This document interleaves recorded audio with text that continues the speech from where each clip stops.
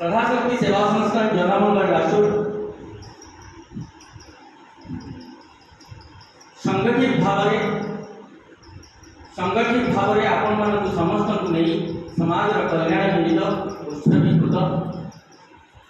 संगठन अद्यावधि अणपंजीकृत संगठन होता बेले कौन सरकार अनुदान ने संगठन चलू ना। संगठन 200 जन पाखापाखि 200 जन सामाजिक कर्मी समस्त निज निज पकेट प्रत्येक मासे 100 टंका लेखा दान करती। से 100 टंका को एकाठी करी आम समाज उन्नति कार्य कर हिंदोल कल्याण संगठन तरफ आर्थिक सहायता आमको मिले। कौन पूंजीपति राजनेता धनिक श्रेणी को आम मागि जाऊँ कि हाथ पकड़ आम समाज कल्याण निमित्त दिवत बोली आम कही जाऊँ। आज संगठन अणपंजीकृत काली संगठन पंजीकृत हो तेज पंजीकृत है आमर कुमार वर्षा कही सम्मान्य कुमार वर्षा योग्य और गोच्य गोटे अणपंजीकृत संगठन आ गए पंजीकृत संगठन जदि आम विचार करवा योग्य किए गोच्य किए सारा ओडिशा बहुत पंजीकृत अनुष्ठान अच्छा किंतु से काम करते गोटे अणपंजीकृत अनुष्ठान निरवच्छिन्न भाव में 5 वर्ष धरी आपण अंचल मो गाँ मो सम्मान अभियान माध्यम आपण अंचल लोक मान सुविधा सुजोग जोगे आसुची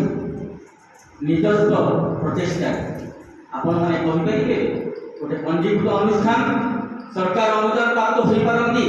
अबा से पाखे धनिक श्रेणी लोक मैंने था गाँव में से केते काम कर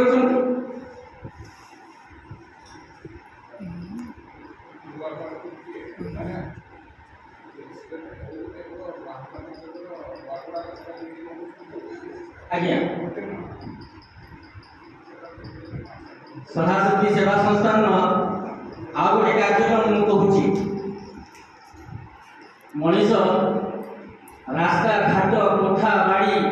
घर द्वार जहाँ देखिए चकचक किंतु मनीष भितर भल पाइबा भूली विगत दिन में नुआपड़ा महालुड़ा ग्राम पंचायत नुआपड़ा गाँव में जड़े 80 वर्ष वृद्ध एक्सपायर कर मृत्युवरण करते। नुआपड़ा गाँव कौन लोक शव को छू थे कारण गोड़े घा होता लोक कहवा अनुजाई गोड़े भोग होता माछिया पातक रोग होता तेणु माछिया पातक रोगी को छुईले से पापी है। दीर्घ 8 घंटा धरी शव घरे पड़ी रहा बंधु बांधव कुटुंब गाँ भाई कहीं भी शव को उठाऊ ना कि शव संस्कार करने आग्रह देखा खबर आसला मो पाख काल विलंब नक संगठन 2 जन समाजसेवक भाई मान सामाजिक कर्मी को धरी मुझे पहुँची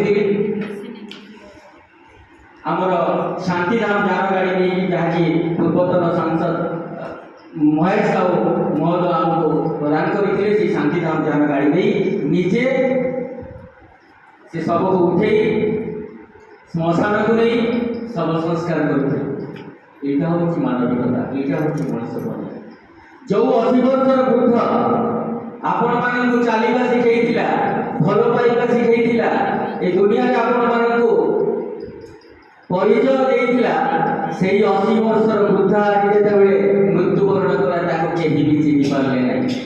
गोटे अनुरोध गोटे कथा अनुरोध कर समस्त अभिभावक मानू पिला टंका रोजगार कर मेसीन करने बदल से संस्कार शिखु ना आप बुढ़ा बेले